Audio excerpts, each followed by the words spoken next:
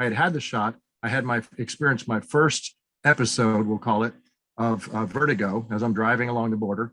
Had some other experiences along the way where it got worse and worse. My symptoms: vertigo, tinnitus, brain fog, visual problems. About 3,000 soldiers at this time, and they were coming through my section, the medical section, and I was giving them what I knew to do based upon Army regulation.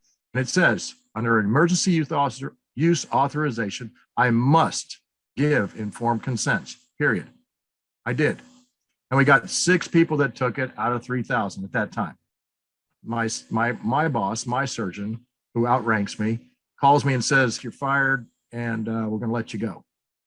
But there are other problems, and the other problems have to do with 5G, and that mixed with the neurologic things, it's almost like putting gas on a fire. When you're talking about radiation in microwave form, when it's pulsated, that's the key, is the pulsations of it.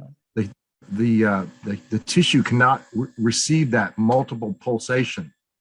You can release some sort of an agent, or you can damage permanently, or you can damage the oral mucosa. You see things like that in radiation injury.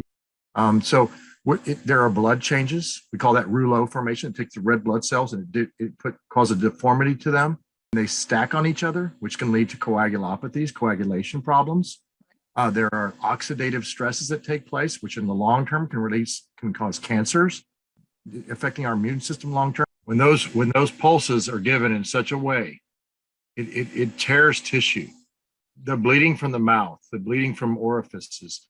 Okay, and when you enter, if you do have a vaccine that's laced with a Marburg or Ebola type, and you release that and you get that positive. Look, this is a very low transmissibility type of organism, yet extremely mortal, high mortality rate. But it should not be something we should be worried about. Don't let the fear, we don't live in a spirit of fear. Don't let that just overtake you. That's what they want. Correct. We just have to say no. And this is an information war. And this is a war for truly your heart and mind. But is it possible to control people's minds and behavior with 5G? The answer is yes. If you go back to 1976, the Defense Intelligence Agency published a paper that discloses a lot of information along these lines. And the short answer is they've been doing it for a very long time. A half a hertz signal, it's a very low signal, has the ability and does affect how people feel: good, bad, happy, indifferent, sad. All of that has been happening for a very long time. Dr. Lieber, Charles Lieber, you will find that he had actually atomically welded transistors onto the lipid nanoparticles, changing them into nanobots.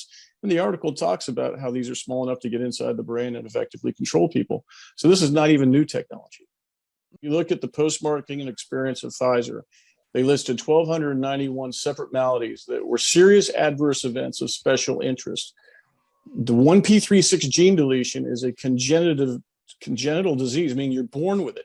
And yet that was the #1 serious adverse event. And if you look up the symptomology for that, it's the elimination of your frontal cortex. Your thinking part of your brain, your decision-making part of your brain is the #1 serious adverse event listed by Pfizer.